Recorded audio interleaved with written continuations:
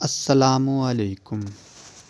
متلازم معنی ایک دوسرے کے لیے لازم یا ایک دوسرے کے لیے لازمی الفاظ، ایسے الفاظ جو کہ گروپ کی صورت میں آتے ہیں، جیسے کہ ایک کا نام لیا جائے تو دوسرا جو ہے ہمارے ذہن میں خود بخود آ جائے، اسے متلازم الفاظ کہتے ہیں۔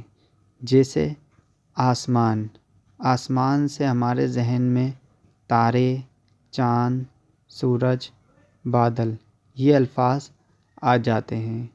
اس کی تعریف ہے متلازم کی، ایسے الفاظ جن کو زبان پر لاتے ہی ان سے متعلقہ اور بہت سے الفاظ ذہن میں آ جائیں، انہیں متلازم یا گروہی الفاظ کہتے ہیں۔